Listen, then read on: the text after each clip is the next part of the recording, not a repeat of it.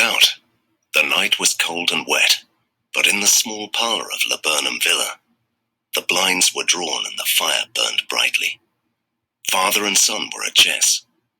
The former, who possessed ideas about the game involving radical changes, putting his king into such sharp and unnecessary perils that it even provoked comment from the white-haired old lady, knitting placidly by the fire.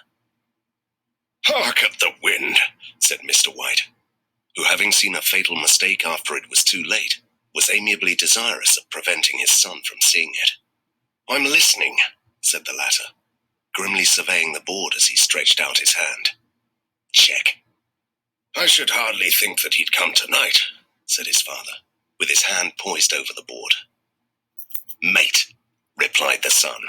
"That's the worst of living so far out," bawled Mr. White, with sudden and unlooked-for violence. "Of all the beastly, slushy, out-of-the-way places to live in, this is the worst. Pathways are bog, and the roads are torrent. I don't know what people are thinking about. I suppose because only 2 houses in the road are let, they think it doesn't matter." "Never mind, dear," said his wife soothingly. "Perhaps you'll win the next one." Mr. White looked up sharply, just in time to intercept a knowing glance between mother and son. The words died away on his lips, and he hid a guilty grin in his thin grey beard. "There he is," said Herbert White, as the gate banged too loudly, and heavy footsteps came toward the door. The old man rose with hospitable haste, and opening the door, was heard condoling with the new arrival. The new arrival also condoled with himself, so that Mrs. White said, "Tut, tut," and coughed gently as her husband entered the room, followed by a tall, burly man, beady of eye, and rubicund of visage. "Sergeant Major Morris," he said, introducing him. The Sergeant Major shook hands, and taking the preferred seat by the fire, watched contentedly, while his host got out whiskey and tumblers, and stood a small copper kettle on the fire. At the 3rd glass, his eyes got brighter, and he began to talk, the little family circle regarding with eager interest this visitor from distant parts, as he squared his broad shoulders in the chair, and spoke of wild scenes and doughty deeds, of wars and plagues and strange peoples. 21 years of it," said Mr. White, nodding at his wife and son. "When he went away, he was a slip of a youth in the warehouse. Now look at him." "He don't look to have taken much harm," said Mrs. White politely. "I'd like to go to India myself," said the old man. "Just to look round a bit, you know."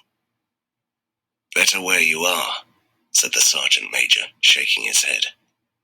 He put down the empty glass and, sighing softly, shook it again.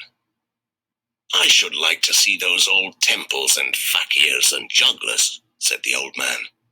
"What was that you started telling me the other day about a monkey's paw or something, Morris?" "Nothing," said the soldier hastily. "Leastways, nothing worth hearing." "Monkey's paw?" said Mrs. White curiously. "Well, it's just a bit of what you might call magic, perhaps," said the Sergeant Major offhandedly.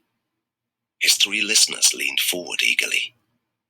The visitor absent-mindedly put his empty glass to his lips, and then set it down again. His host filled it for him. "To look at," said the Sergeant Major, fumbling in his pocket, "it's just an ordinary little paw, tied to a mummy." He took something out of his pocket and proffered it. Mrs. White drew back with a grimace, but her son, taking it, examined it curiously. "And what is there special about it?" inquired Mr. White, as he took it from his son, and having examined it, placed it upon the table. "It had a spell put on by an old fakir," said the Sergeant Major. "A very holy man.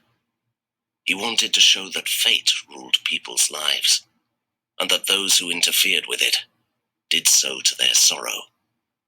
He put a spell on it, so that 3 separate men could each have 3 wishes from it."